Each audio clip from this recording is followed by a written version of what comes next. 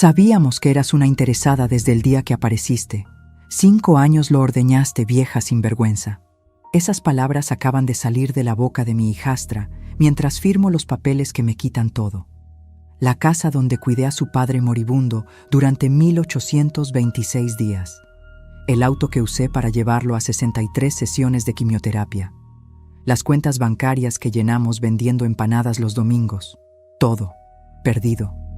Pero ellas cometieron un error. Y muy pronto van a descubrir cuál. Esta es la historia de cómo 2 hijastras ingratas intentaron robarme mi vida. Y cómo la justicia se sirve en silencio. Tengo 61 años y mis manos tiemblan mientras sostengo este bolígrafo frente a los papeles que me quitarán todo. La notaría huele a madera vieja y a café recalentado. Son las 4:23 de la tarde de un martes que jamás olvidaré. Frente a mí, Daniela y Gabriela, las hijas de Ricardo, mi esposo que murió hace 2 días, me miran con una mezcla de desprecio y triunfo que me quema la piel. Daniela, la mayor, tiene 42 años y usa un traje gris que nunca le vi cuando su padre agonizaba en esa cama de hospital. Gabriela, de 38, se pinta las uñas de rojo mientras espera que yo firme. Rojo como la sangre que siento bombeando en mis oídos. El abogado del juez carraspea. Es un hombre delgado, de anteojos gruesos, que no me mira a los ojos cuando habla. Me extiende una pluma azul, una pluma barata de esas que regalan en los bancos. Con esta pluma voy a firmar que renuncio a la casa donde cuidé a Ricardo durante 1826 días. Con esta pluma voy a entregar el automóvil que manejé para llevar a mi esposo a 63 sesiones de quimioterapia. Con esta pluma voy a ceder las cuentas bancarias que tienen el dinero que Ricardo y yo ahorramos vendiendo empanadas los domingos en la feria del barrio. Daniela se inclina hacia mí. Huele a perfume caro, de esos que cuestan más que mi renta mensual. Me susurra al oído con voz de hielo. Espero que hayas disfrutado estos 5 años de vida cómoda, porque se acabó. Ahora vas a volver al hueco del que saliste. Siento que algo se rompe dentro de mi pecho. No es el corazón, es algo más profundo. Es la última hebra de dignidad que me quedaba. Mis dedos aprietan la pluma hasta que los nudillos se ponen blancos. El abogado me señala la línea punteada. Línea 1. Renuncia a derechos sobre el inmueble ubicado en calle Los Jazmines, número 247. Línea 2. Renuncia a derechos sobre el vehículo Toyota Corolla, placas HBK 473. Línea 3.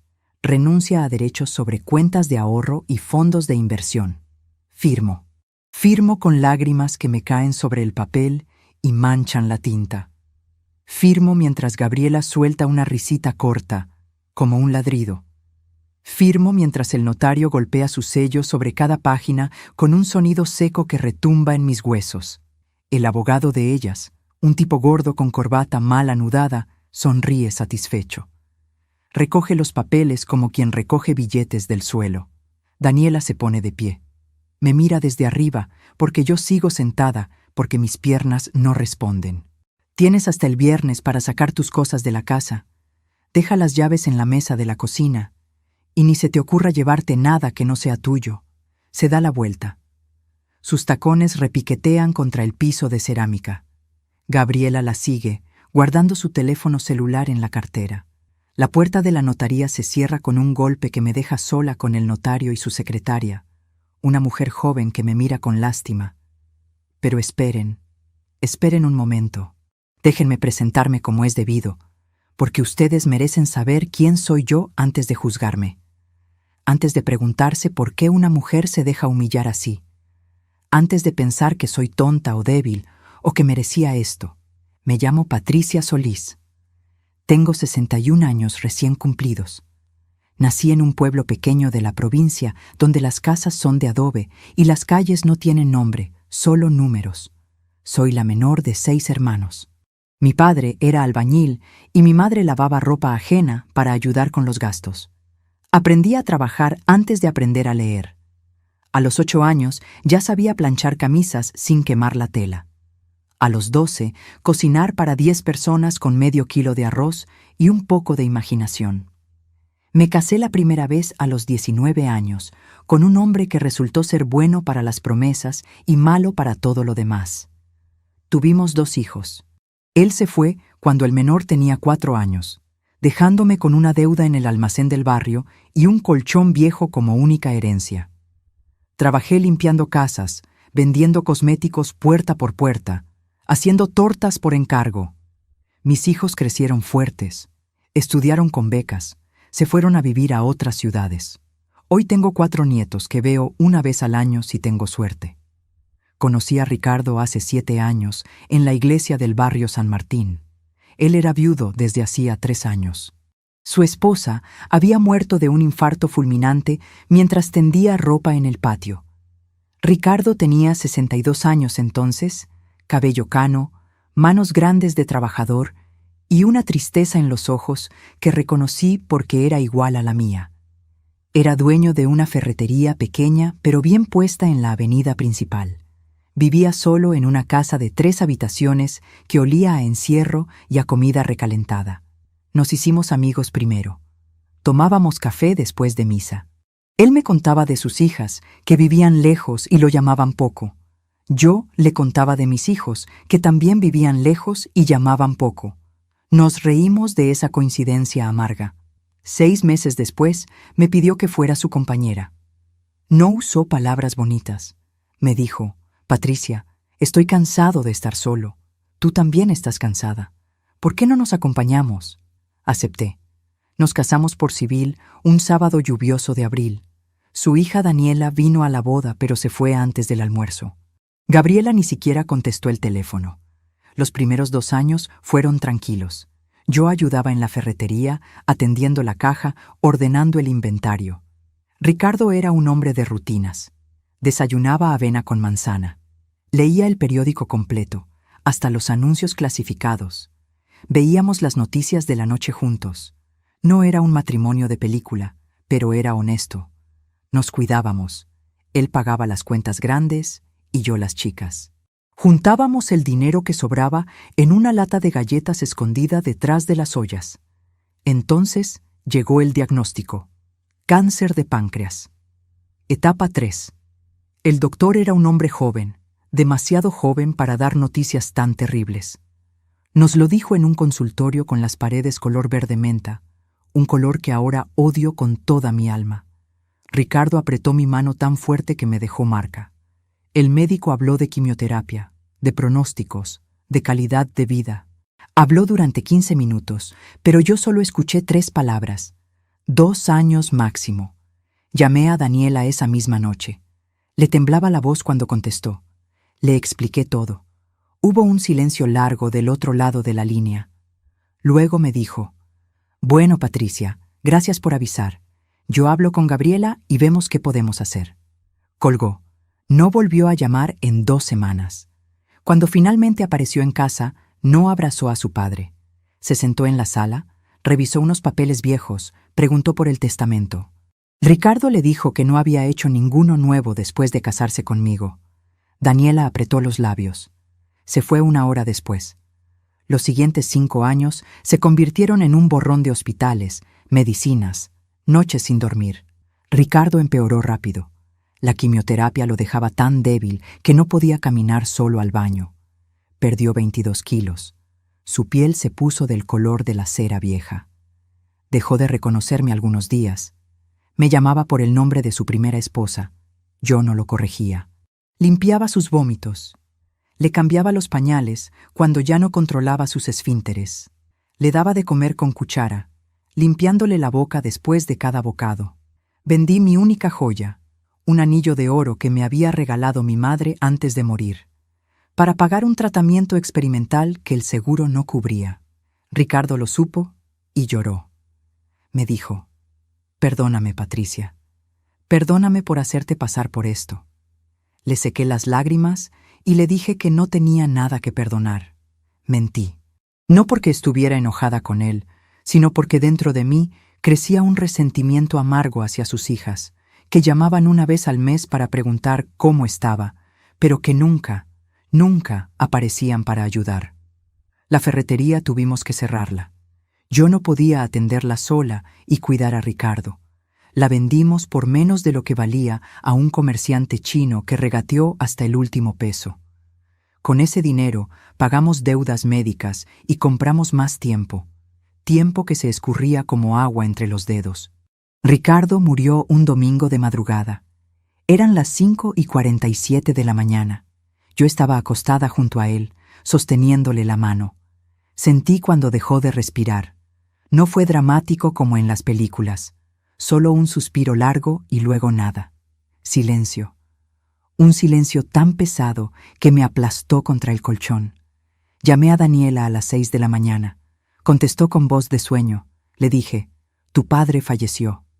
Hubo un gemido del otro lado. Luego un llanto que sonaba real. Dijo que venía enseguida. Llegó 5 horas después con Gabriela, las dos vestidas de negro, como si hubieran tenido los vestidos preparados en el closet esperando este día. El funeral fue sencillo. Pocas personas, los vecinos del barrio, algunos clientes viejos de la ferretería, el padre Julio de la iglesia. Daniela y Gabriela se sentaron en la primera fila, llorando de manera ostentosa. Yo me senté atrás, seca de lágrimas porque ya las había gastado todas durante 5 años de agonía lenta. Después del entierro, volvimos a la casa. Daniela y Gabriela se instalaron en la sala como dueñas. Empezaron a revisar cajones, a abrir armarios, a hacer inventario. Les pregunté qué hacían. Daniela me miró como si yo fuera una intrusa. Estamos viendo lo que dejó nuestro padre. Es nuestro derecho. Esa noche, mientras yo trataba de dormir en la cama donde Ricardo había muerto, las escuché hablando en la cocina. Sus voces atravesaban las paredes delgadas. Es obvio que se casó con él por la casa y el dinero. 5 años aguantó para quedarse con todo. No vamos a dejar que esta mujer se quede con lo que es nuestro. Cada palabra era una puñalada. A la mañana siguiente, Daniela tocó la puerta de mi habitación a las 7. Entró sin esperar respuesta. Me dijo que habían hablado con un abogado, que iban a reclamar la herencia completa porque yo no tenía derecho a nada, que su padre había construido ese patrimonio con su primera esposa, la madre de ellas, y que yo solo era una oportunista que apareció al final. Les dije que su padre y yo habíamos trabajado juntos, que yo había vendido mis cosas para pagar sus medicinas, que había limpiado su cuerpo enfermo cuando nadie más lo hacía. Gabriela se rió. Una risa seca, cruel. ¿Y qué querías? ¿Una medalla? Eso hacen las esposas. Pero eso no te da derecho a robarnos. Mi abogado, el señor Méndez, un hombre mayor que me cobraba poco porque éramos del mismo barrio, me imploró que peleara. Patricia, usted tiene derechos como cónyuge. Podemos ganar esto. Me mostró papeles, artículos de ley, precedentes. Pero yo estaba tan cansada, tan infinitamente cansada. Les dije, está bien, doy todo. La casa, el auto, las cuentas, todo es suyo. El señor Méndez me miró como si me hubiera vuelto loca. Daniela y Gabriela se miraron entre ellas, sorprendidas. Luego sonrieron. Esa sonrisa de llenas que acaban de encontrar un cadáver. Y así llegamos a hoy. A esta notaría. A estos papeles firmados con mis lágrimas. A este momento donde parece que lo perdí todo. Pero hay algo que ellas no saben. Algo que Ricardo hizo en sus últimos días de lucidez. Algo que cambiará todo. El notario me mira con lástima mientras guarda los documentos. Me pregunta si estoy segura, si no quiero reconsiderar. Niego con la cabeza. Me pongo de pie con dificultad. Mis rodillas crujen. Salgo de la notaría hacia la calle donde el sol de la tarde me ciega. Camino despacio, como caminan las personas viejas que han perdido todo. Pero mientras camino, una sonrisa pequeña, casi imperceptible, se dibuja en mis labios. Porque ellas cometieron un error fatal, y muy pronto van a descubrirlo. Sigo caminando. Mis manos ya no tiemblan.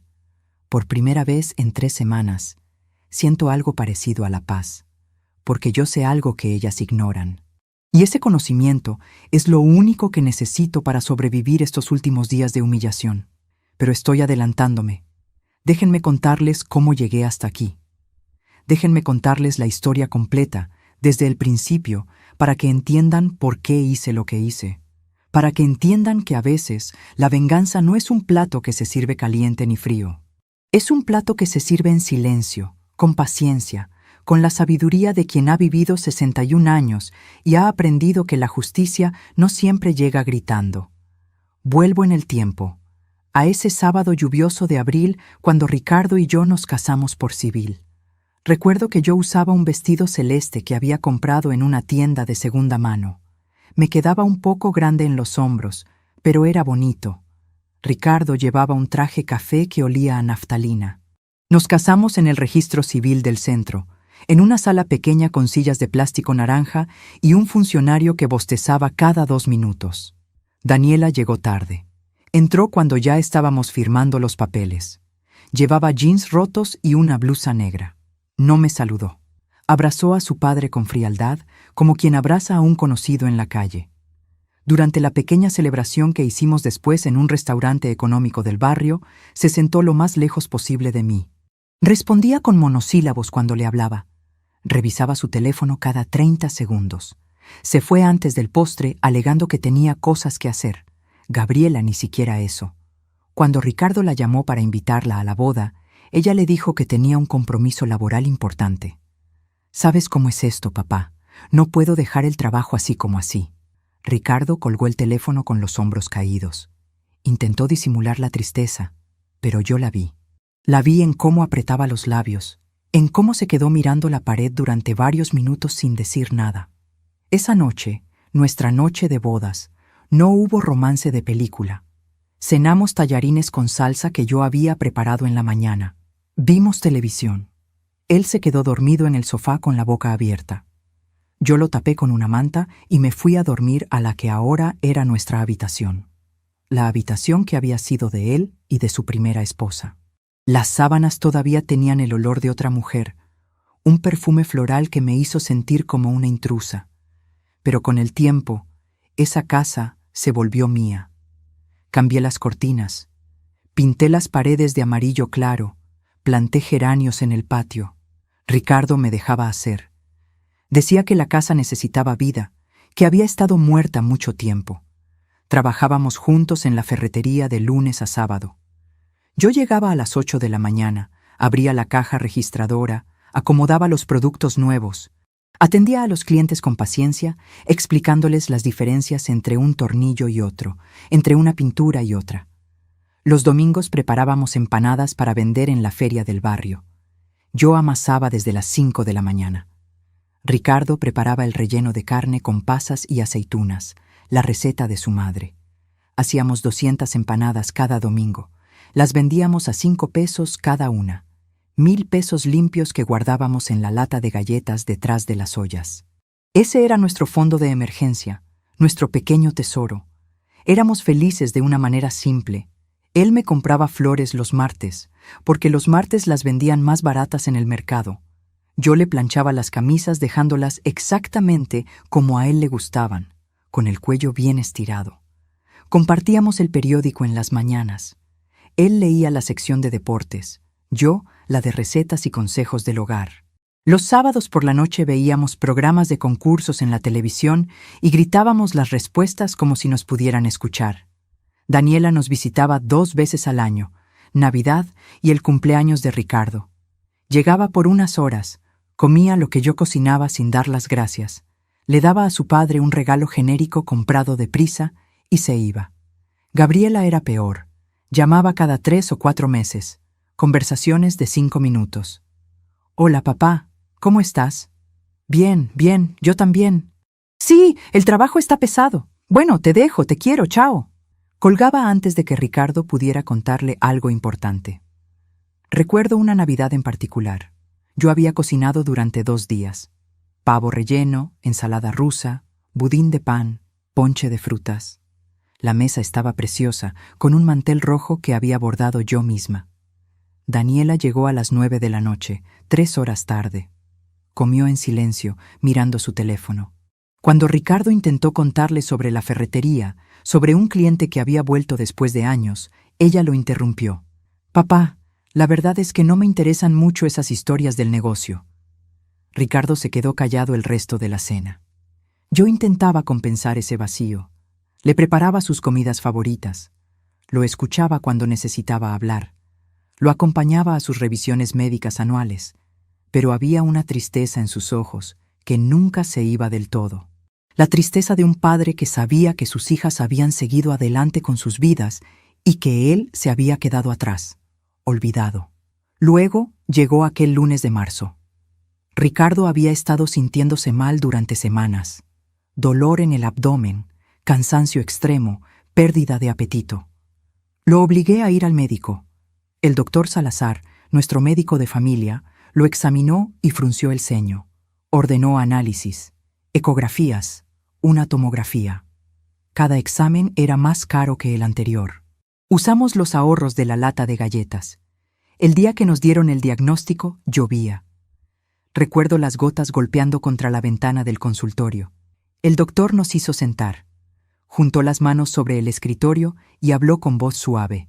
Señor Torres, tengo malas noticias. Es cáncer de páncreas. Está avanzado. Etapa 3, casi 4. Las palabras cayeron sobre nosotros como piedras. Ricardo apretó mi mano con tanta fuerza que mis dedos se pusieron morados. El médico siguió hablando. Opciones de tratamiento: quimioterapia, radioterapia, posibilidad de cirugía si el tumor respondía, efectos secundarios, costos, porcentajes de supervivencia. Yo anotaba todo en un cuaderno con mano temblorosa, pero las letras salían torcidas, ilegibles. Al final, el doctor nos miró con compasión. En el mejor de los casos, con tratamiento agresivo, estamos hablando de 18 a 24 meses. 2 años. Mi esposo tenía 2 años de vida. Quizás. Salimos del hospital en silencio. Subimos al auto. Ricardo puso las manos en el volante, pero no arrancó. Se quedó mirando al frente durante largos minutos. Luego comenzó a llorar. No eran lágrimas silenciosas. Eran sollozos profundos que le sacudían todo el cuerpo. Yo lo abracé. Le dije que íbamos a pelear, que haríamos el tratamiento, que no nos íbamos a rendir. Esa noche llamé a Daniela. El teléfono sonó 6 veces antes de que contestara. Le conté todo: el diagnóstico, el pronóstico, el plan de tratamiento. Hubo un silencio del otro lado que duró una eternidad. Luego escuché su voz quebrada. Dios mío, no puede ser. Lloró un poco. Me preguntó detalles médicos que yo repetí leyendo de mis notas. Le dije que íbamos a empezar quimioterapia la próxima semana. Ella dijo que hablaría con Gabriela y verían qué podían hacer para ayudar. Esperé esa ayuda durante 2 semanas. No llegó. Ni una llamada, ni un mensaje, nada. Fue Ricardo quien finalmente las llamó. Daniela le dijo que tenía problemas en su trabajo, que su jefe era un tirano, que no podía pedir días libres. Gabriela le dijo que acababa de cambiar de puesto y que no quería dar mala impresión faltando tan pronto. Las dos prometieron visitarlo pronto. Pronto nunca llegó. La primera sesión de quimioterapia fue un infierno. Ricardo vomitó durante 6 horas seguidas. Perdió todo el color de la cara. Temblaba como una hoja. Yo me quedé con él en el hospital, sentada en una silla incómoda junto a su cama, sosteniéndole la mano, limpiándole la boca. La enfermera me dijo que podía irme a casa a descansar. Le dije que no, que mi lugar estaba ahí. Así fueron las siguientes 63 sesiones. Cada martes y viernes durante meses.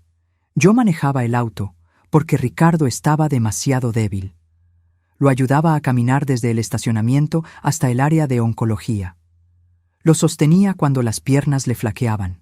Me sentaba a su lado mientras le inyectaban esos químicos que mataban el cáncer, pero que también lo mataban a él de a poco. Ricardo perdió el cabello primero, luego las cejas, luego las ganas de comer. Bajó 22 kilos en 4 meses. Su ropa le quedaba enorme.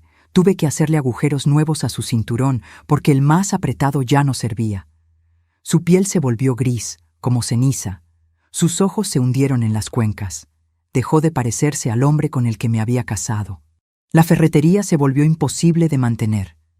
Yo no podía atenderla sola y cuidar a Ricardo al mismo tiempo.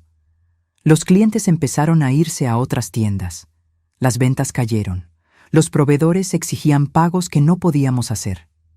Una mañana de junio, Ricardo me dijo con lágrimas en los ojos: «Patricia, tenemos que vender el negocio, no hay otra opción». Apareció un comerciante chino que tenía otras tiendas en la zona. Ofreció 80,000 pesos por todo: el inventario, el fondo de comercio, el nombre, el local. La ferretería valía al menos 130,000. Ricardo lo sabía, yo lo sabía. Pero no teníamos tiempo ni fuerza para negociar. Aceptamos, firmamos los papeles. Vi cómo ese hombre se llevaba el trabajo de toda una vida de Ricardo por menos de lo que valía. Vi cómo mi esposo lloraba en silencio mientras el comerciante cerraba la puerta de la ferretería por última vez. Con ese dinero pagamos deudas médicas que se habían acumulado. Compramos medicinas que el seguro no cubría. Pagamos consultas con especialistas que cobraban fortunas por dar malas noticias con palabras bonitas. El dinero se evaporaba como agua en el desierto. Daniela apareció 6 meses después del diagnóstico. Llegó un sábado por la tarde sin avisar. Tocó el timbre. Cuando abrí la puerta, me miró de arriba abajo con desaprobación. Llevaba ropa de marca, cartera cara, zapatos que brillaban. Entró a la casa como una inspectora. Fue directo a la habitación donde Ricardo pasaba la mayor parte del día acostado. La escuché hablar con su padre. No sobre cómo se sentía, no sobre los tratamientos, no sobre el dolor. Hablaron de papeles, de testamentos, de bienes. Daniela quería saber qué había hecho Ricardo con su patrimonio después de casarse conmigo. Ricardo le explicó con voz débil que no había hecho ningún testamento nuevo, que las leyes del matrimonio aplicaban normalmente, que yo era su esposa legítima. Daniela salió de esa habitación con la mandíbula apretada. Me miró con ojos fríos. «Necesito hablar con mi padre a solas. Espero que entiendas». Me echó de mi propia casa como si yo fuera una empleada. Me fui a caminar por el barrio durante 1 hora. Cuando volví, Daniela se había ido. Ricardo estaba pálido, más pálido que de costumbre. No quiso decirme de qué habían hablado, pero esa noche lo escuché llorando en la cama. Lloraba como lloran los hombres mayores, tratando de no hacer ruido, con la cara hundida en la almohada. Me acerqué a él. Le pregunté qué pasaba. Tardó varios minutos en poder hablar. Finalmente me dijo: «Patricia, mis hijas creen que te casaste conmigo por interés. Creen que solo querías mi dinero y mi casa». Sentí como si me hubieran abofeteado. Le pregunté si él también lo creía. Me miró con ojos llorosos y negó con la cabeza. «Yo sé quién eres tú. Sé que eres lo único bueno que me ha pasado en años, pero ellas no te conocen y no quieren conocerte». Esa noche dormimos abrazados. Él temblaba, yo también. Los meses siguientes fueron una agonía lenta. El cáncer no respondía al tratamiento. Los médicos probaron diferentes combinaciones de medicamentos. Nada funcionaba. El tumor crecía, se extendía. Ricardo comenzó a tener dolores terribles que lo hacían gritar en medio de la noche. Le daban morfina. La morfina lo dejaba confundido. Empezó a no reconocerme. Me llamaba Elena, el nombre de su primera esposa. Me preguntaba dónde estaban las niñas, refiriéndose a sus hijas cuando eran pequeñas. Yo seguía cuidándolo. Le cambiaba la ropa cuando sudaba por las fiebres. Le limpiaba cuando no llegaba al baño a tiempo. Le daba de comer con paciencia de hormiga cuando ya no podía sostener la cuchara. Le ponía música suave cuando el dolor era demasiado. Le leía el periódico aunque ya no entendía las palabras. Le hablaba de nuestros domingos vendiendo empanadas, de los clientes de la ferretería, de los geranios del patio. Un día, en uno de sus momentos de lucidez, Ricardo me agarró la mano con fuerza. Me miró directo a los ojos. «Patricia, necesito que hagas algo por mí. Es importante». Le dije que lo que fuera. Sacó de debajo de su almohada un sobre manila. «Guarda esto. Cuando yo muera, entrégaselo al juez Romero. Solo a él. Nadie más puede verlo. ¿Me prometes?». Se lo prometí. Guardé ese sobre en el fondo de mi ropero, entre suéteres viejos donde nadie lo buscaría. Las llamadas de Daniela y Gabriela se hicieron cada vez más espaciadas. Una vez al mes, cada 2 meses, siempre preguntaban lo mismo: ¿cómo estaba su padre? si había cambios en su condición, si había firmado papeles nuevos. Nunca preguntaban por mí, nunca preguntaban si necesitaba ayuda, nunca ofrecían venir a acompañarme aunque fuera un fin de semana. Entonces ocurrió algo que lo cambió todo. Ricardo tuvo una crisis muy grave una madrugada, convulsiones, fiebre altísima. Llamé una ambulancia, lo llevaron a urgencias. Pasó 3 días en terapia intensiva. Los médicos dijeron que probablemente no saldría de esa. Les dije que avisaran a sus hijas. Quería que tuvieran la oportunidad de despedirse. Daniela llegó al hospital 36 horas después. Gabriela 48 horas. Entraron a terapia intensiva vestidas de luto, como si ya hubieran comprado la ropa para el funeral. Yo estaba afuera, sentada en las sillas de plástico del pasillo, con la misma ropa que llevaba desde hacía 2 días. No me había bañado, no había comido, solo había esperado. Cuando salieron de ver a su padre, pasaron junto a mí sin decir palabra. Las seguí, las alcancé en el estacionamiento. ¿Cómo lo vieron?, les pregunté. Daniela se volteó, me miró como se mira a un insecto. Está agonizando. Gracias por avisarnos tan tarde. Le expliqué que les había avisado inmediatamente, que la crisis había sido repentina. Gabriela soltó una risa amarga. Claro, seguro querías que muriera antes de que llegáramos para quedarte con todo sin testigos. Me quedé paralizada. No podía creer lo que estaba escuchando. Daniela se acercó más. Me apuntó con el dedo. Te estamos vigilando, Patricia. No creas que nos engañas. Sabemos lo que eres. Una cazafortunas, una aprovechada. Pero no te vas a salir con la tuya. Se fueron. Las vi subir a sus autos y desaparecer. Volví al hospital. Me senté junto a la cama de Ricardo en terapia intensiva. Sostuve su mano fría. Y por primera vez en 5 años de cuidarlo, de amarlo, de sacrificar todo por él, sentí que algo dentro de mí comenzaba a quebrarse. Ricardo sobrevivió a esa crisis. Los médicos lo llamaron un milagro. Yo lo llamé una maldición disfrazada, porque sobrevivir significaba más sufrimiento, más dolor, más agonía lenta. Lo dieron de alta una semana después con una lista de cuidados paliativos y una receta de morfina que costaba 3,000 pesos cada frasco. Lo llevé a casa en el auto. Iba tan débil que tuve que pedir ayuda a don Ramiro, nuestro vecino, para bajarlo del asiento y meterlo en una silla de ruedas que había alquilado. La casa olía a cerrado, a enfermedad, a muerte esperando. Abrí todas las ventanas. El aire fresco de septiembre entró, pero no pudo limpiar ese olor que ya se había pegado a las paredes. Instalé a Ricardo en nuestra cama. Le puse almohadas extra para que pudiera respirar mejor. Le preparé un caldo de pollo que no quiso tomar. Le di sus pastillas con un poco de agua. Tragó con dificultad. Me miró con ojos que ya no eran los suyos. ¿Dónde está Elena?, preguntó. Elena, su primera esposa. Otra vez la confusión. Le dije suavemente que yo era Patricia, su esposa. Él frunció el ceño como si estuviera tratando de resolver un acertijo muy difícil. Luego cerró los ojos y se durmió. Esa noche no dormí. Me quedé sentada en una silla junto a la cama, vigilando su respiración. Cada inhalación sonaba como papel arrugándose. Cada exhalación como un suspiro de derrota.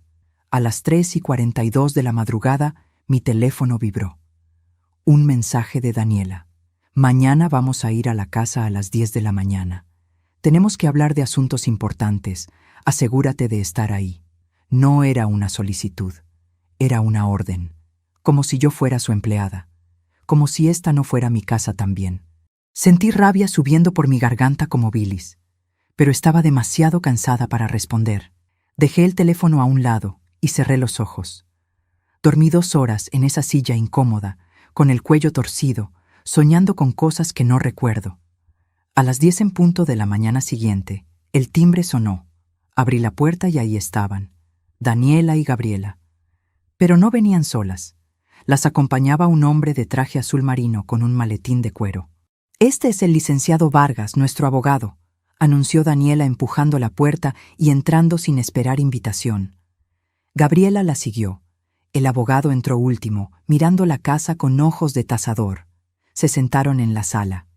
En mi sala, Daniela sacó unos papeles de su bolsa. El abogado abrió su maletín.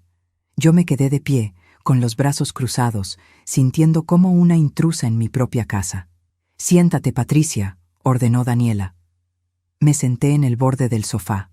El licenciado Vargas habló con voz oficial, como leyendo de un guión.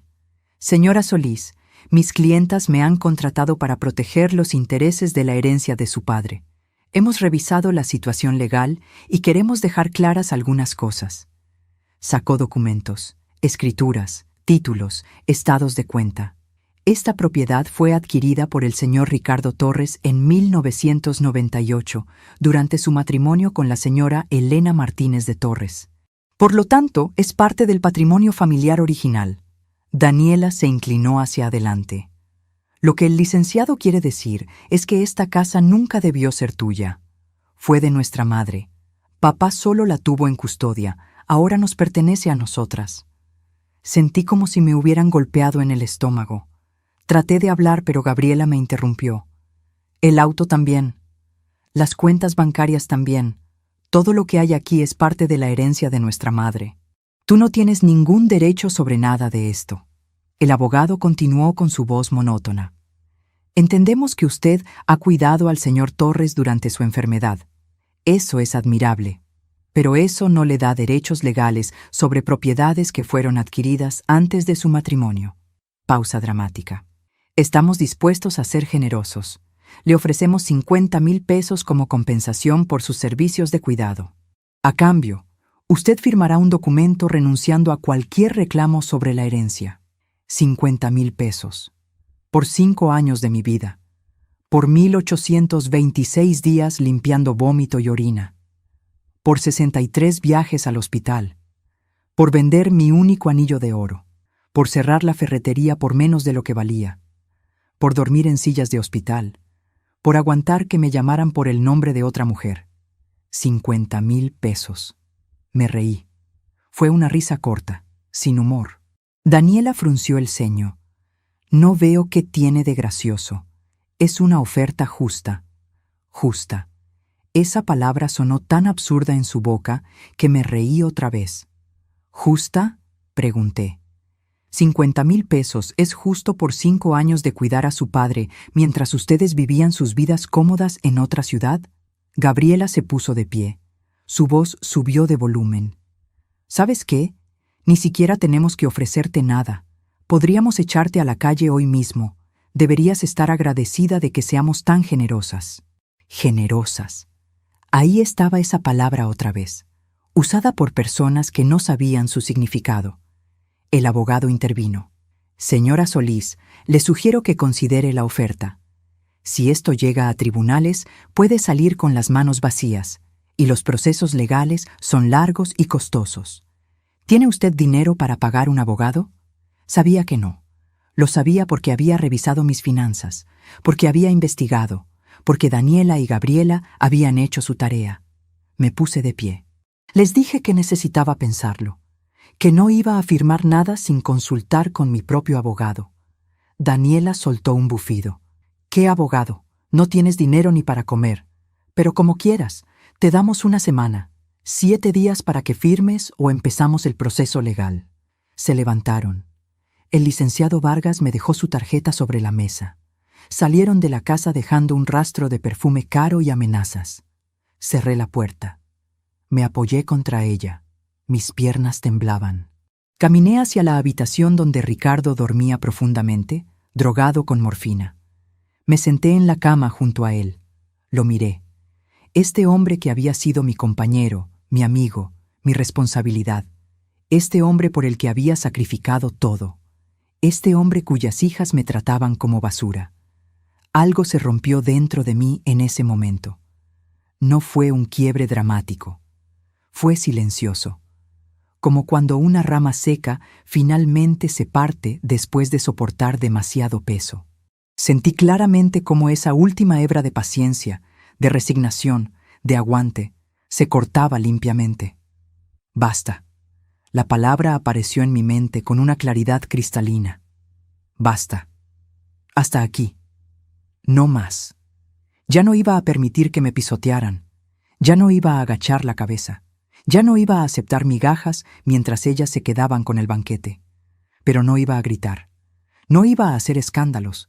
No iba a pelear con sus armas. Iba a pelear con las mías. Con silencio. Con paciencia. Con inteligencia. Las iba a dejar creer que habían ganado. Y luego les iba a mostrar que nunca tuvieron oportunidad. Me acordé del sobre Manila que Ricardo me había dado. El sobre que estaba guardado entre mis suéteres. Me levanté y fui al ropero. Lo saqué. Lo sostuve en mis manos. Era pesado.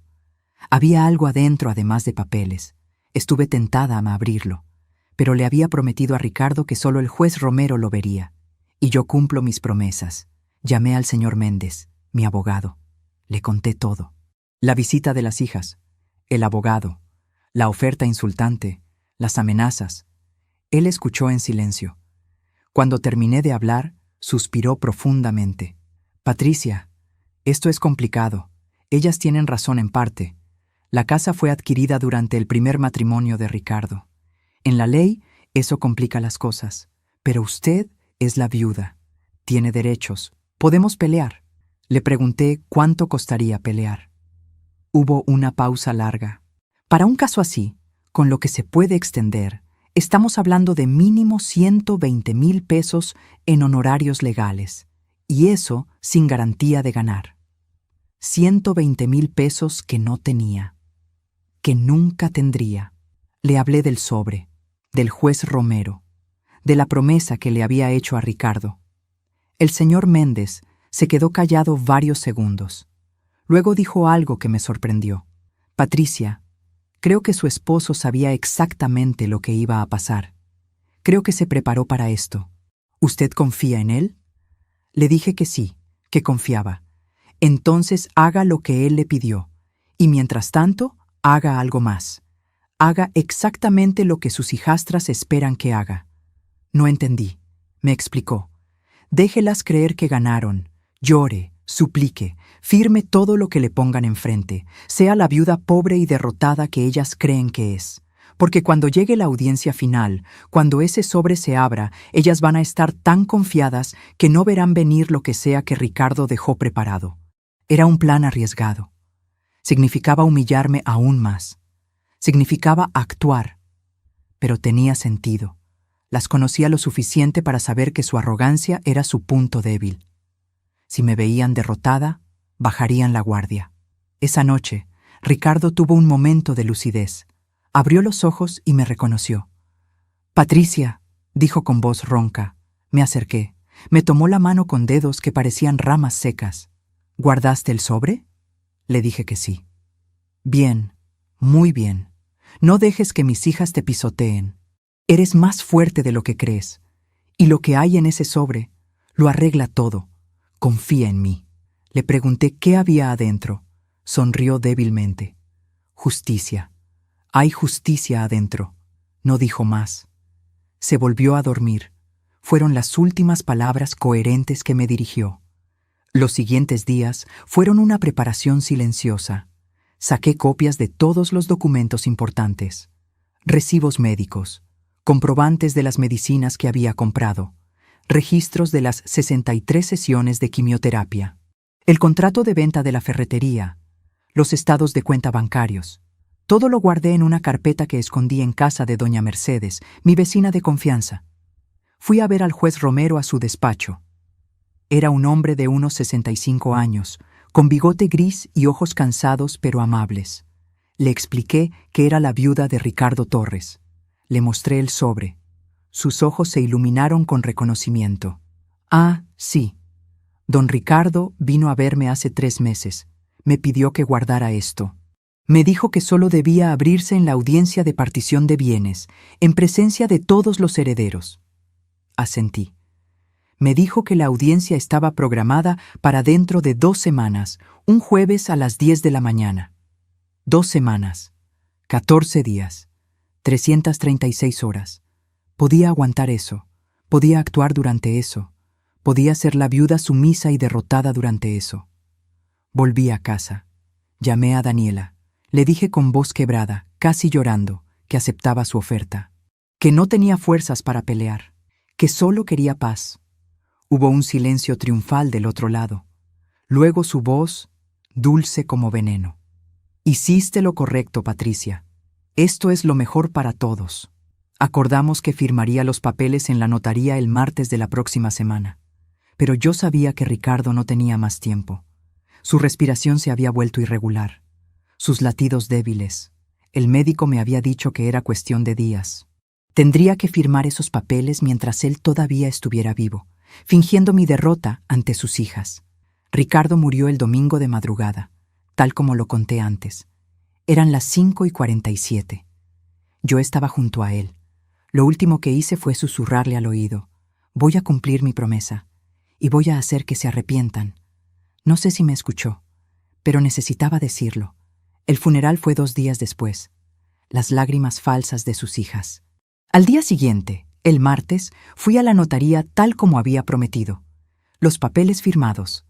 Todo fue teatro. Yo actuando como la viuda derrotada, mientras ellas sonreían victoriosas, sin saber lo que les esperaba en la audiencia del jueves. Yo era la actriz principal en una obra donde el final ya estaba escrito, pero nadie más lo sabía. Ahora, mientras camino por la calle después de salir de esa notaría donde firmé mi aparente derrota, siento algo que no había sentido en años. Poder. No el poder que viene del dinero o de las propiedades. El poder que viene de saber, de tener información que otros no tienen, de sostener todas las cartas ganadoras mientras tus oponentes celebran con un par de doces. Llego a casa. La casa que ya no es mía según los papeles. Voy directo a mi habitación. Saco una maleta vieja del armario. Empiezo a empacar mi ropa. No mucha, solo lo necesario. Porque el viernes tengo que irme. Pero antes del viernes está el jueves. El jueves a las 10 de la mañana. La audiencia. El teléfono suena. Es doña Mercedes. Me pregunta cómo estoy. Le digo que estoy bien. Me dice que puedo quedarme en su casa el tiempo que necesite. Le agradezco. Cuelgo. Sigo empacando. Mis manos ya no tiemblan. Mis ojos están secos. Mi mente está clara. Por primera vez en mucho tiempo sonrío. Sonrío pensando en las caras de Daniela y Gabriela cuando el juez Romero abra ese sobre Manila. Sonrío pensando en cómo van a cambiar sus expresiones de triunfo a confusión, de confusión a horror. Sonrío porque Ricardo, mi Ricardo, incluso en su agonía, pensó en protegerme. Y yo voy a honrar eso dejando que su plan se desarrolle exactamente como él lo diseñó. Termino de empacar. Cierro la maleta. La dejo junto a la puerta. Miro la casa por última vez como si fuera mía. Los geranios del patio, las paredes amarillas que pinté, la cocina donde hice miles de empanadas, la cama donde cuidé a un hombre hasta su último respiro. Me siento en el sofá de la sala, cierro los ojos y espero. Espero que llegue el jueves. Espero que llegue la justicia.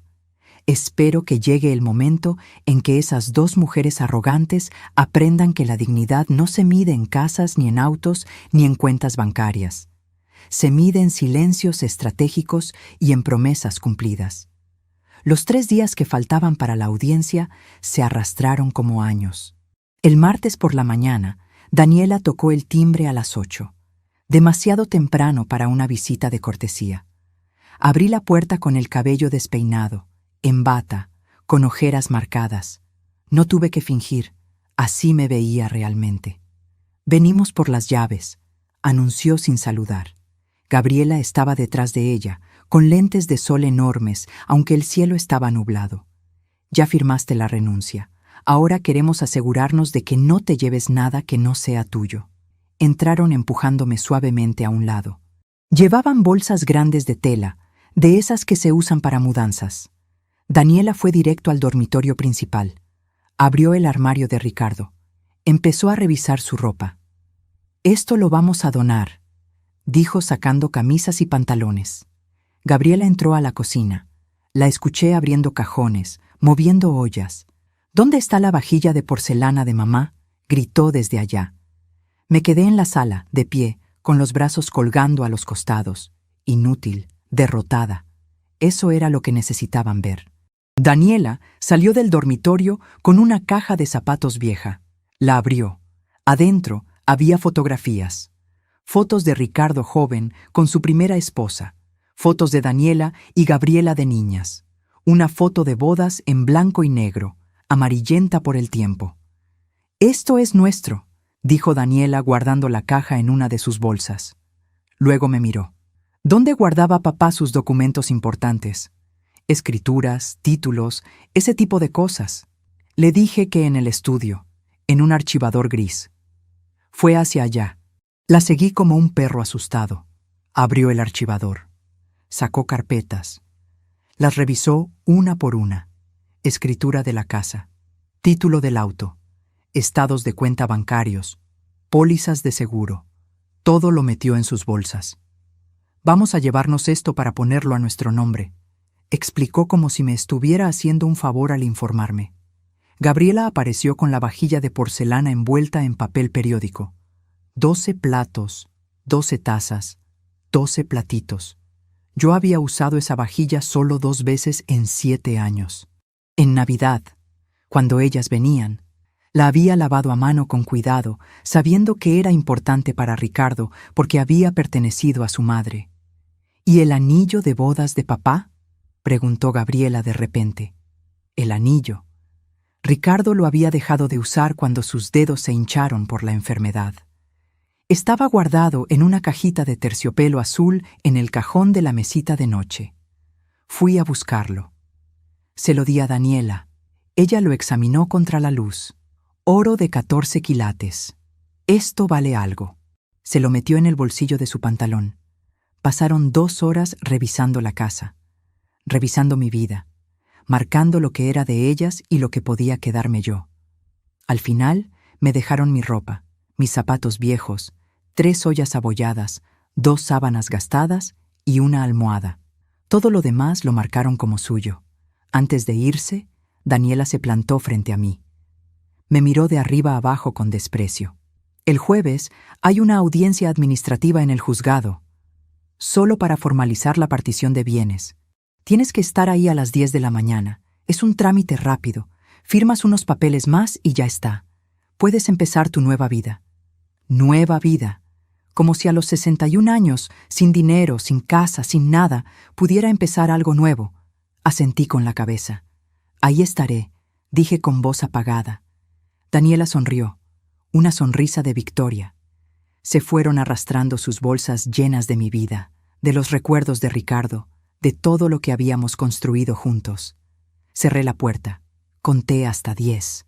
Luego fui al baño y me lavé la cara con agua fría. Me miré al espejo. La mujer que me devolvió la mirada no era la mujer derrotada que Daniela y Gabriela acababan de ver.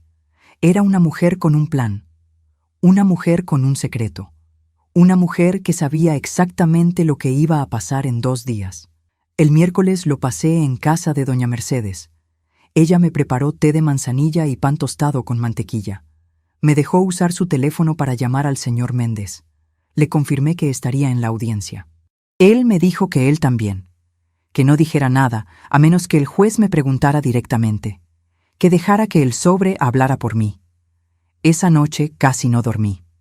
Me quedé despierta en el sofá cama de doña Mercedes, mirando el techo, repasando mentalmente lo que podría pasar, las diferentes posibilidades, los diferentes desenlaces, pero siempre volvía a las palabras de Ricardo. Hay justicia adentro. Confiaba en él. Tenía que confiar. El jueves amaneció con un cielo gris que amenazaba lluvia. Me vestí con mi ropa más formal, un vestido azul oscuro que había usado en el funeral. Zapatos negros de tacón bajo, un suéter beige porque hacía frío. Doña Mercedes me prestó un collar de perlas falsas. «Para que te veas digna», me dijo apretándome la mano. Llegué al juzgado a las 9:30. El edificio era viejo, de esos de los años 60, con pasillos largos que olían a humedad y a papeles viejos. Encontré la sala del juez Romero en el 2.º piso. La puerta estaba cerrada. Me senté en una banca de madera en el pasillo a esperar. A las 9:50 llegaron Daniela y Gabriela. Venían acompañadas del licenciado Vargas, su abogado, las tres vestidas como para una celebración. Daniela con un traje sastre color crema, Gabriela con un vestido rojo, el abogado con su mismo traje azul marino. Me vieron sentada en la banca y me ignoraron. Se quedaron de pie, hablando entre ellos en voz baja, riendo ocasionalmente. A las 10 en punto, la puerta se abrió. Una secretaria mayor, con anteojos colgando de una cadena en el cuello, nos llamó. Caso Torres Solís, partición de bienes. Pasen, por favor. Entramos a una sala pequeña con una mesa larga de madera oscura. El juez Romero estaba sentado en un extremo, con una pila de expedientes frente a él. Nos indicó dónde sentarnos. Daniela y Gabriela a un lado de la mesa con su abogado, yo al otro lado con el señor Méndez, que había llegado justo a tiempo. El juez abrió el expediente, leyó en voz alta. Caso número 34582. Partición de bienes del difunto Ricardo Torres Méndez. Presentes, herederas forzosas, Daniela Torres Martínez y Gabriela Torres Martínez. Viuda, Patricia Solís de Torres. Daniela se inclinó hacia adelante. Su señoría, este es un caso muy sencillo. La señora Solís ya firmó documentos renunciando a todos los derechos sobre la herencia. Solo necesitamos formalizar eso aquí. Le pasó al juez una carpeta con los papeles de la notaría. El juez los revisó con calma, demasiada calma. Se tomó 5 minutos largos leyendo cada página. Finalmente levantó la vista. Veo que efectivamente hay una renuncia firmada, pero tengo aquí algo más. Abrió un cajón de su escritorio. Sacó el sobre manila. El sobre de Ricardo. Daniela frunció el ceño. ¿Qué es eso? El juez Romero la miró con severidad. Esto es un documento que el señor Ricardo Torres me entregó en mano hace 3 meses, cuando aún estaba en uso de sus facultades mentales. Me dio instrucciones específicas de abrirlo solo en esta audiencia, en presencia de todos los herederos. Puso el sobre la mesa. Era más grande de lo que recordaba, más pesado. Gabriela se rió nerviosa. Seguramente es algo sin importancia. Papá estaba muy enfermo, confundido. El juez la interrumpió. El señor Torres vino acompañado de su médico de cabecera y de un psiquiatra forense que certificó que estaba en pleno uso de sus facultades mentales. Este documento tiene total validez legal. El licenciado Vargas intervino. Su señoría, con todo respeto, si es un testamento, debió pasar por el proceso correspondiente. El juez lo cortó con un gesto de mano. Licenciado, cuando abra este sobre usted entenderá por qué no pasó por ese proceso. Ahora, si todos están listos, procederé. El silencio en la sala era tan denso que podía tocarse. El juez rompió el sello lacre del sobre. El sonido fue como un disparo en la quietud. Metió la mano. Sacó primero una memoria USB, luego varios papeles doblados y finalmente algo que hizo que mi corazón se detuviera. Un sobre más pequeño con mi nombre escrito con la letra temblorosa de Ricardo. El juez conectó la memoria USB a su laptop. Giró la pantalla para que todos pudiéramos ver. Apretó play y ahí estaba él, Ricardo, mi Ricardo, sentado en una silla, con el cabello ralo, la piel pálida, pero con los ojos claros y lúcidos. La fecha en la esquina de la pantalla decía 3 meses atrás. La voz de Ricardo salió de las bocinas, débil pero firme. Mi nombre es Ricardo Torres Méndez. Tengo 67 años. Estoy grabando esto en presencia del doctor Salazar, mi médico, y del doctor Méndez, psiquiatra. Estoy consciente, estoy cuerdo, y esto es mi última voluntad. Daniela se puso rígida. Gabriela dejó de jugar con su teléfono. El abogado se ajustó los lentes. Yo contuve la respiración. Ricardo continuó. Mis hijas Daniela y Gabriela están aquí hoy pensando que se van a quedar con todo lo que tengo. Pero hay cosas que ellas no saben. Cosas que necesito decir ahora antes de que sea demasiado tarde.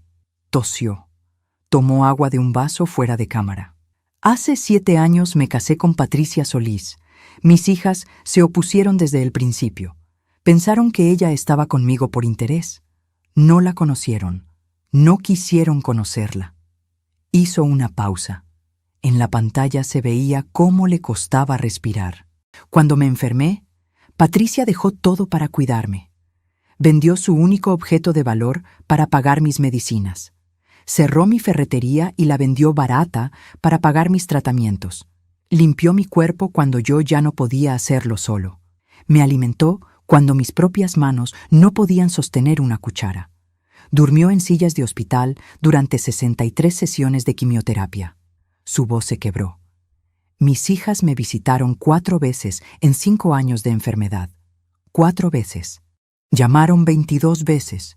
22 llamadas en 1826 días. Lo conté. Patricia también lo contó. Porque el dolor se cuenta. La ausencia se cuenta. Daniela estaba pálida. Gabriela miraba la mesa. El abogado tragó saliva. Por eso, continuó Ricardo en la grabación, he tomado decisiones. Decisiones que están en los documentos que acompañan este video. La grabación terminó. La pantalla se puso negra. El juez levantó uno de los papeles. Testamento hológrafo, leyó en voz alta, escrito de puño y letra por el señor Ricardo Torres, fechado 3 meses antes de su fallecimiento, certificado por notario público. Empezó a leer. Yo, Ricardo Torres Méndez, en pleno uso de mis facultades, dispongo lo siguiente. Primero, la casa ubicada en calle Los Jazmines, número 247, queda en propiedad absoluta de mi esposa Patricia Solís de Torres. Daniela se puso de pie de golpe. «Eso es imposible. Esa casa es de nuestra madre». El juez la miró con dureza. «Siéntese, señorita Torres. La propiedad fue adquirida durante el matrimonio con su madre, sí, pero su padre tenía pleno derecho de disponer de su 50%. Y eso es exactamente lo que hizo». Continuó leyendo. Segundo, el vehículo Toyota Corolla, placas HBK 473, queda en propiedad de Patricia Solís.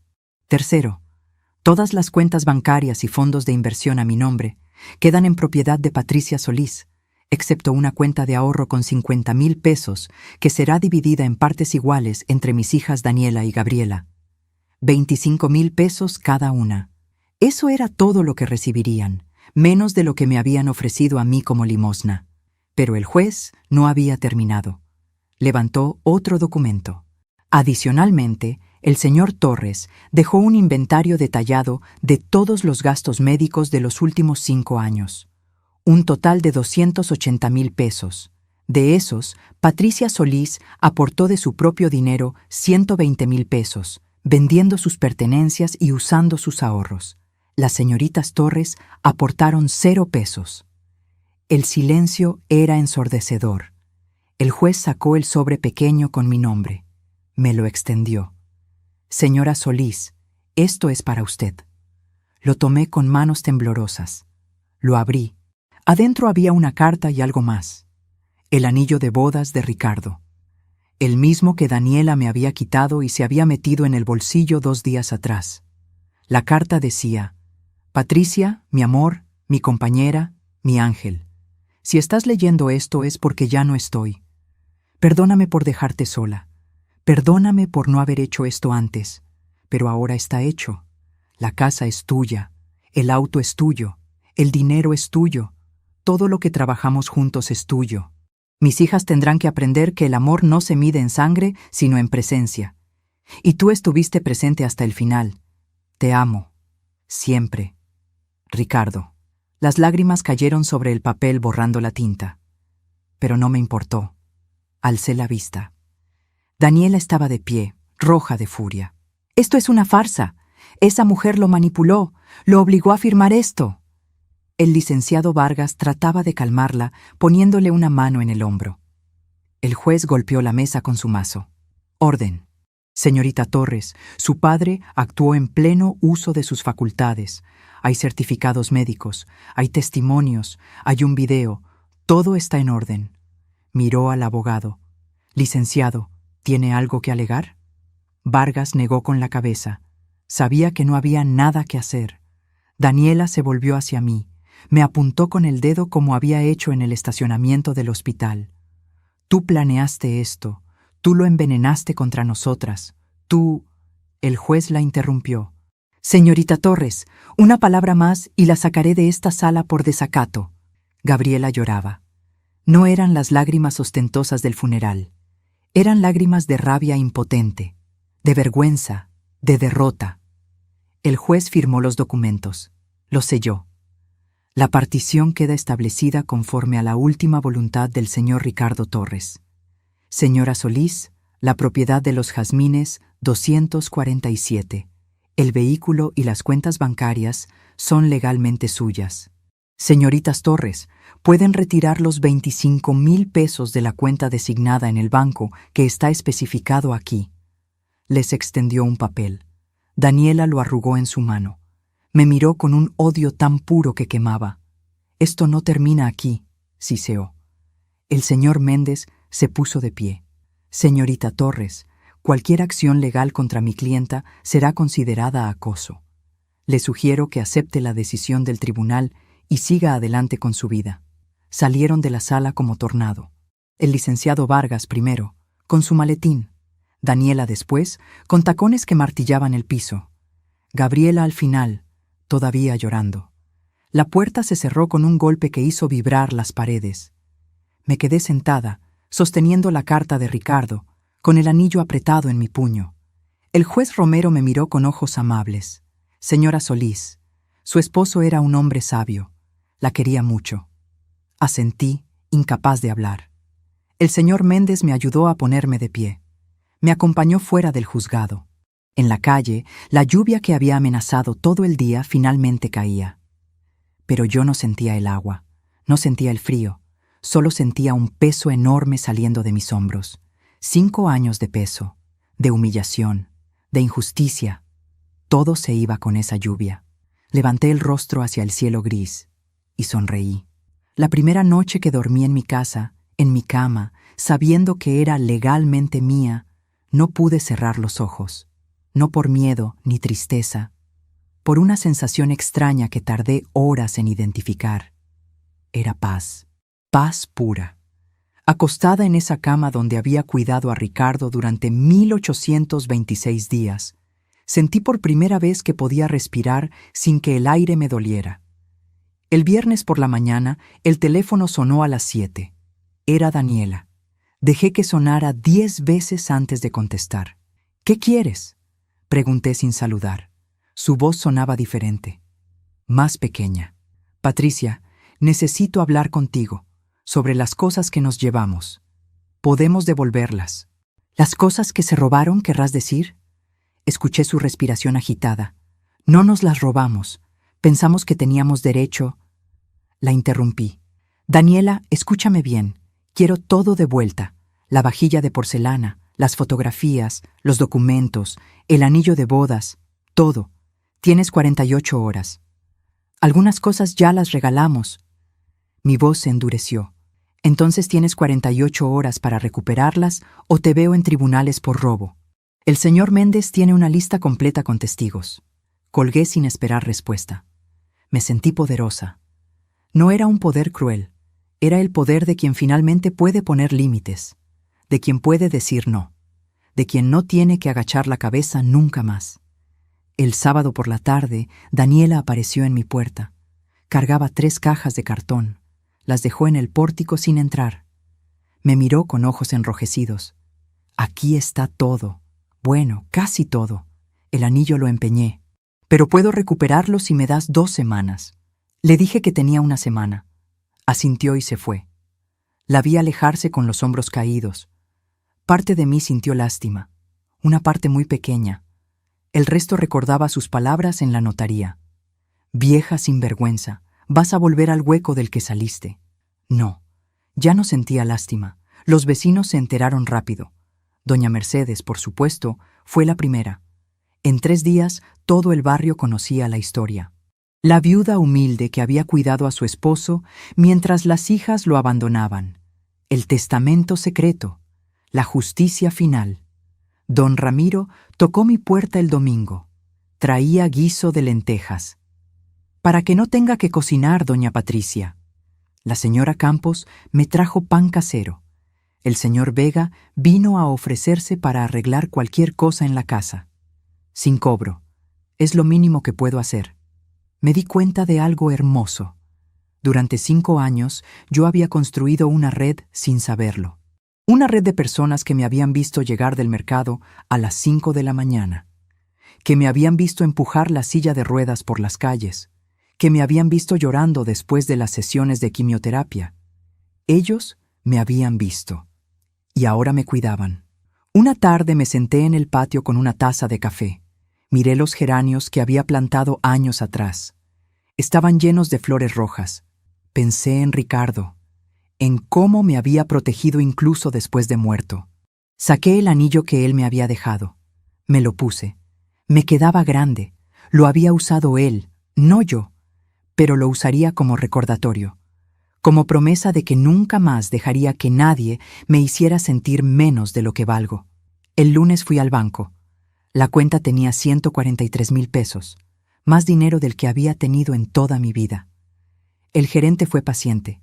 Me explicó sobre cuentas de ahorro, plazos fijos, cómo proteger ese dinero. Armamos un plan. 30,000 en cuenta corriente, 80,000 en plazo fijo y 33,000 en cuenta de ahorro con intereses mensuales. Salí del banco sintiéndome adulta por primera vez en décadas, con una tarjeta a mi nombre, con un plan, con futuro. Esa semana fui a revisión médica, algo que había postergado durante 5 años. El doctor Morales me examinó. Presión alta, colesterol alto, deficiencia de vitamina D, principios de osteoporosis. Nada grave, todo manejable. Me dio medicinas, una dieta, y me dijo que caminara 30 minutos diarios. Empecé a caminar cada mañana. Al principio me dolían las rodillas, me faltaba el aire, pero persistí. Al mes podía caminar sin dolor. Conocí a otras mujeres que también caminaban temprano. Marta, Rosa, Lucía. Nos hicimos amigas, caminábamos juntas, hablábamos de nuestras vidas, de nuestros dolores, de nuestros triunfos pequeños. Ellas me convencieron de unirme al grupo de tejido de la parroquia. Todos los miércoles, 12 mujeres nos reuníamos a tejer mantas para el hospital. Mis dedos estaban torpes al principio, pero la memoria muscular volvió, punto tras punto. Una tarde, el padre Julio se acercó. «Patricia, me alegro de que la justicia haya prevalecido». Se sentó junto a mí. «¿Cómo está tu corazón?». Pensé antes de responder. «Está sanando, padre. Lentamente, pero está sanando». Mientras tanto, las noticias sobre Daniela y Gabriela llegaban indirectamente. Doña Mercedes me contó que habían visto a Daniela llorando en el baño de su trabajo, que había pedido un préstamo y se lo negaron, que su esposo estaba furioso por haber perdido la herencia.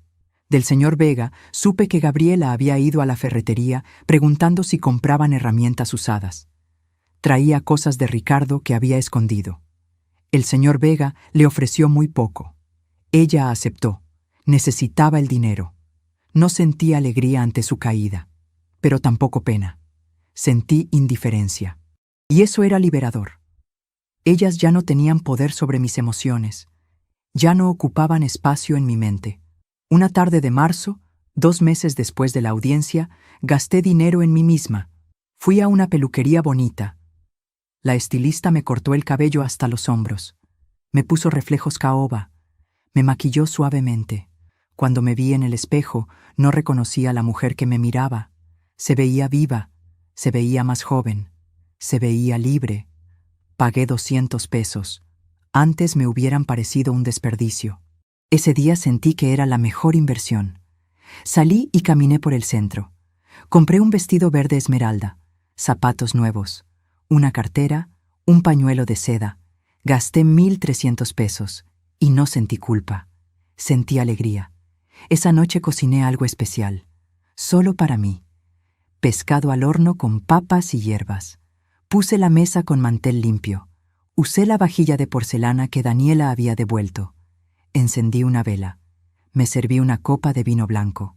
Me senté sola en esa mesa, en mi casa, y comí despacio, saboreando cada bocado. No había prisa, solo yo, mi comida y el sonido de la lluvia comenzando a caer. A mitad de la cena, alcé mi copa hacia la silla vacía. Por ti, Ricardo. Gracias por cuidarme incluso cuando ya no estabas. Gracias por verme cuando nadie más me veía. Después de lavar los platos, me senté en el sillón. Saqué el sobre manila. Adentro había documentos que no había revisado con calma. Había un registro detallado que Ricardo había mantenido. Fechas. Cada visita de sus hijas. Cada llamada. Cada vez que les había pedido ayuda. Cada vez que habían dicho que no. Lo había documentado todo durante 5 años. También había copias de transferencias bancarias. Dinero que yo había puesto para medicinas. Recibos de las empanadas que vendíamos. Facturas médicas con mi firma. Ricardo había construido un caso de amor demostrado con evidencia, no con palabras, con acciones documentadas, con sacrificios registrados. Lloré leyendo esos papeles, pero no eran lágrimas de tristeza, eran lágrimas de ser vista, de ser valorada. Ricardo me había visto, cada día, cada sacrificio. Los siguientes meses fueron una reconstrucción lenta pero firme. Pinté la casa de amarillo más brillante. Compré cortinas nuevas, plantas para el patio. Arreglé el techo. Cambié el colchón por uno nuevo sin recuerdos de enfermedad. Mis hijos llamaron cuando se enteraron. Roberto me felicitó. Mamá, me alegro de que te hayas defendido. Andrés me ofreció dinero. Le dije que no necesitaba, que por primera vez en décadas estaba bien económicamente. Prometieron visitarme en Navidad. Una tarde de mayo, 6 meses después del funeral, estaba podando los geranios cuando escuché un auto. Levanté la vista. Era Gabriela. Venía sola. Se quedó parada en la vereda antes de abrir la reja. Llevaba ropa simple, jeans, blusa blanca, nada de los vestidos caros de antes. Llegó hasta donde yo estaba. Tenía los ojos rojos. Patricia, dijo con voz quebrada. ¿Podemos hablar? Dejé las tijeras de podar. Habla. Se sentó sin que la invitara. Vengo a pedirte perdón. Por todo. Por cómo te tratamos. Por no valorar lo que hiciste por mi padre. Hizo una pausa. No espero que me perdones. Solo necesitaba decirlo. La miré en silencio. Busqué señales de manipulación. Solo vi cansancio. Solo vi arrepentimiento genuino. ¿Qué pasó, Gabriela? Suspiró profundo. Perdí mi trabajo. Mi esposo me dejó. Estoy en un departamento pequeño que apenas puedo pagar.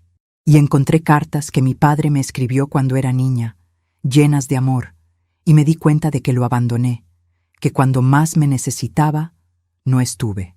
Lágrimas cayeron sobre la mesa. Y tú sí estuviste. Y nosotras te tratamos como basura, cuando en realidad eras lo mejor que le había pasado a mi padre en años. Dejé que llorara. Finalmente habló de nuevo. No vengo a pedirte dinero, solo vine a decir que lo siento, y que ojalá algún día puedas perdonarme. La miré a los ojos. Gabriela, tu padre me amó, me cuidó incluso después de muerto. Eso es un regalo que voy a valorar el resto de mi vida, pero no puedo decirte que está todo bien, porque no lo está. Ustedes me hicieron mucho daño. Ella asintió. Se puso de pie. Lo entiendo. Gracias por escucharme. Se dio la vuelta. Algo dentro de mí se movió. Gabriela se detuvo. El perdón no llega en un día, pero quizás con tiempo, quizás podamos tener paz. Me miró con ojos esperanzados. Asentí una vez. Ella se fue. Y sentí que un ciclo se cerraba, no con reconciliación dramática, sino con la posibilidad tranquila de que algún día el veneno pudiera convertirse en indiferencia, y la indiferencia en paz. Esa noche cociné de nuevo. Pescado al horno, copa de vino, vela encendida. Me senté a la mesa, sola pero no sola, acompañada por la memoria de un hombre que me amó bien, acompañada por la certeza de que había sobrevivido, de que había ganado, no con gritos ni venganzas, sino con dignidad silenciosa y justicia merecida. Alcé mi copa hacia el cielo y sonreí.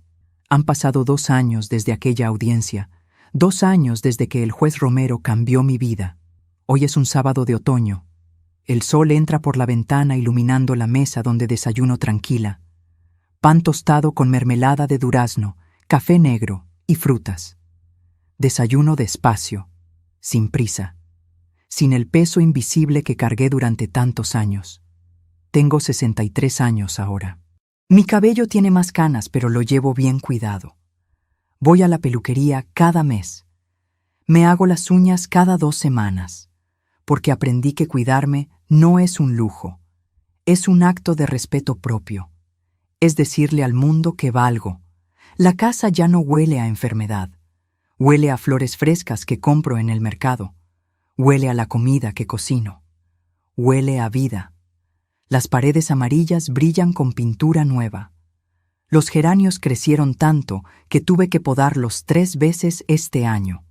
Mis mañanas son mías. Camino con Marta, Rosa y Lucía a las 6. Ya no me duelen las rodillas. Ahora camino 8 cuadras, 5 vueltas a la plaza. Luego tomamos té en la casa de una de nosotras. Patricia, cada vez que vengo aquí, me sorprende lo diferente que se ve todo, me dijo Rosa. Se siente como si la casa hubiera despertado. Sonreí. Es que despertó. Durante años fue un hospital. Ahora es un hogar. Los miércoles sigo yendo al grupo de tejido. Llevamos más de 80 mantas donadas. El mes pasado empezamos a tejer muñecos de lana para los niños del orfanato. El dinero que Ricardo me dejó lo administré bien. Los 80,000 pesos crecieron con los intereses. Ahora tengo 94,000 invertidos. Para emergencias, para nunca más depender de nadie. Con los 30,000 de la cuenta corriente hice reparaciones. Arreglé el techo, cambié tuberías, pinté, compré muebles nuevos, un sofá cómodo, una cama con colchón ortopédico, una mesa de madera maciza que durará otros 50 años. Los intereses mensuales junto con mi pensión me dan 2,000 pesos mensuales. No es mucho, pero es suficiente. Es mío y nadie puede quitármelo. Mis hijos vinieron en Navidad como prometieron. Roberto con su esposa y mis nietos. Andrés con su novia. Cocinamos, reímos, decoramos con luces. Fue la primera Navidad en años donde sentí felicidad real en mi pecho. Roberto me llevó aparte una noche.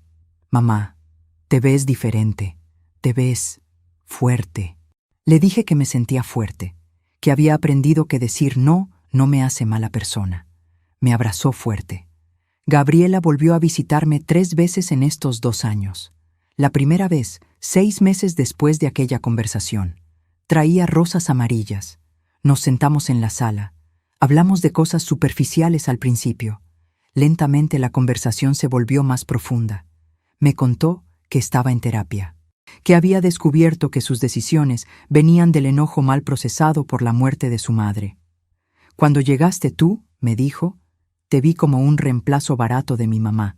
No te di oportunidad. Y ahora sé que perdí años de conocer a una mujer buena por mi orgullo. Le dije que apreciaba su honestidad, que quizás, con tiempo, podríamos construir algo, no una relación de madre e hija, pero quizás una amistad frágil, un respeto mutuo.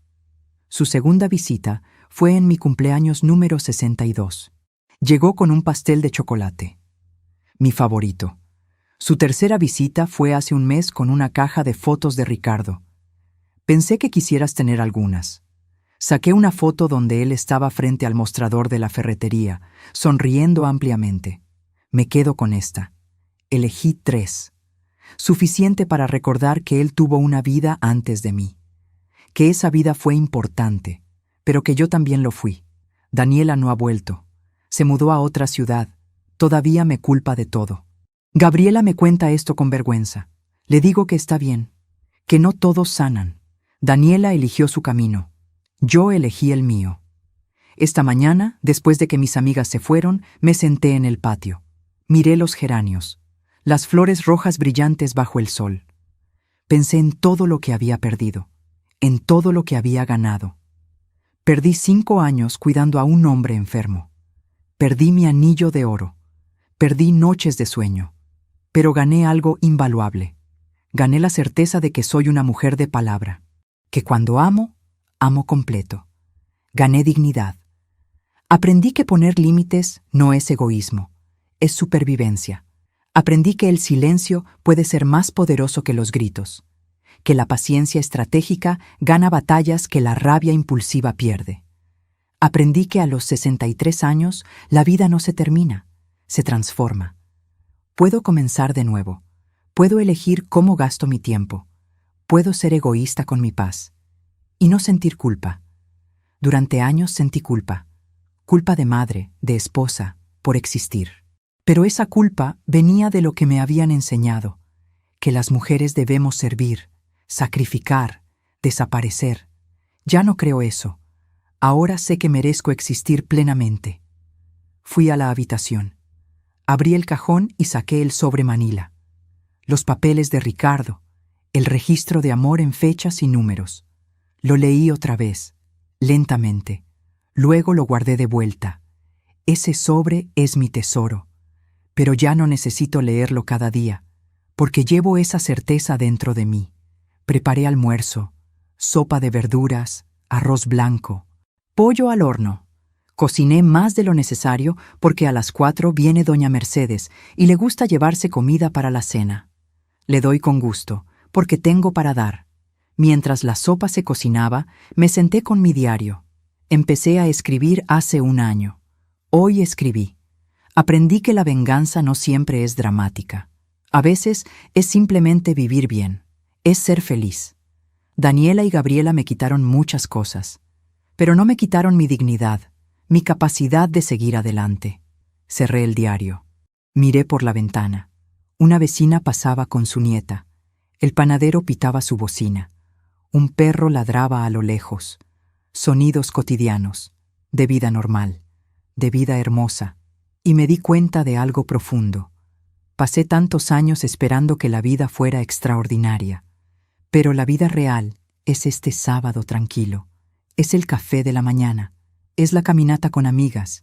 Es poder pagar mis cuentas. Es dormir sin angustia. Eso es todo. Y es más que suficiente. Si estás escuchando esta historia y te sientes identificado, si alguna vez te sentiste pisoteado por tu familia, quiero que sepas algo. Vales. Tu dignidad no la define cuánto dinero tienes, la define cómo te tratas a ti mismo. Los límites que pones, el respeto que exiges. No es tarde para cambiar tu historia, no importa tu edad. Mientras respires, puedes elegir, puedes decir basta, puedes buscar justicia. Yo lo hice. Y si yo pude, tú también puedes. No te conformes con migajas. No aceptes ser tratado como menos. Los hijos adultos tienen responsabilidades, y si no las cumplen, no es tu fracaso, es el de ellos. Busca ayuda legal si la necesitas. Documenta todo, guarda evidencia. Y no tengas miedo de pelear, de poner límites, pero también aprende a soltar, a perdonar no por ellos sino por ti, porque cargar odio envejece. Yo elegí soltar, no olvido, pero ya no cargo el peso. Si esta historia te tocó el corazón, compártela. Con esa amiga maltratada por sus hijos, con ese vecino que perdió su casa. Que sepan que no están solos, que hay justicia, que hay vida después del abuso. Y si tienes tu propia historia, cuéntala, porque nuestras historias tienen poder. Tienen el poder de sanar, de inspirar. Tu historia importa, tu voz importa. Hoy, 2 años después de aquella audiencia, me siento en mi patio con una taza de café. El sol calienta mi cara. Mi casa está en paz. Mi corazón está en paz. Y por primera vez en décadas, puedo decir con completa honestidad que soy feliz. No una felicidad de fuegos artificiales, una felicidad tranquila, profunda, real. La felicidad de quien sobrevivió la tormenta y ahora disfruta el sol. Esta es mi historia. La historia de Patricia Solís, 63 años, viuda, sobreviviente, mujer digna, mujer libre, mujer que aprendió que el amor propio no es vanidad, es justicia. Y la justicia, aunque a veces tarde, siempre llega a quien tiene paciencia para esperarla y coraje para reclamarla.